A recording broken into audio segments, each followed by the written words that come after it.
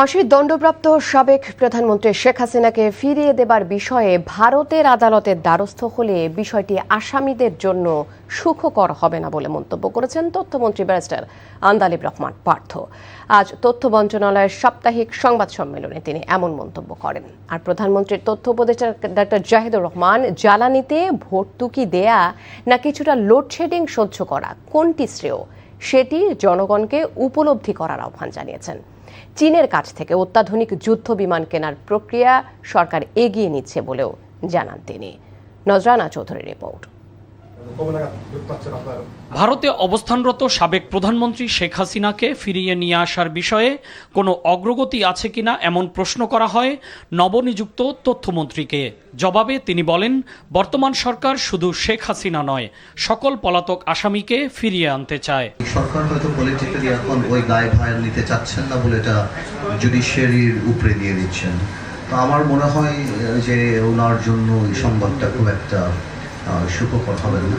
But আমাদের তো দাবি একটাই, সেটা হলো যে শুধুমাত্র উনি কেন, প্রত্যেককে আমরা ফেরত চাই। তথ্য মন্ত্রণালয় আয়োজিত সাপ্তাহিক সংবাদ সম্মেলনে প্রধানমন্ত্রীর তথ্য উপদেষ্টা এই মুহূর্তে 13 লাখ টন সারের মজুদ আছে উল্লেখ করে বলেন, দেশে সারের কোনো সংকট নেই, তবে বিতরণ ব্যবস্থায় পরিবর্তন আনায় এক ধরনের অস্থিরতা আছে। সারের মজুদ নিয়ে কোনো সমস্যা নেই, কিছুটা সমস্যা বিতরণে আছে এবং আপনারা এটুকু সংবাদ মাধ্যমের কর্মীরা জানেন, সরকার বিতরণ ব্যবস্থায় কিছু পরিবর্তন আনতে যাচ্ছে যেটা কৃষক এবং জনগণের স্বার্থে। সেটা নিয়ে কিছুটা অস্থিরতা, কিছু নতুন প্রসেসের সাথে অ্যাডজাস্ট করার সমস্যা, এগুলো হচ্ছে। কোনো ডিলার তার প্রতি অ্যালটেড যে পরিমাণ সার আছে সেটা তারা উত্তোলন করছেন না। এই ধরনের কিছু ঘটনার কারণে কোনো জায়গায় কিছু সমস্যা তৈরি হচ্ছে, তবে আমরা আশা করি এটা খুব বেশি কন্টিনিউ করবে না। দেশে চলমান জ্বালানি সংকটের কথা তুলে ধরে তথ্য উপদেষ্টা বলেন, গ্যাস সরবরাহ পরিস্থিতি ধীরে ধীরে উন্নতি হচ্ছে, তবে পুরোপুরি স্বাভাবিক হতে সময় লাগবে।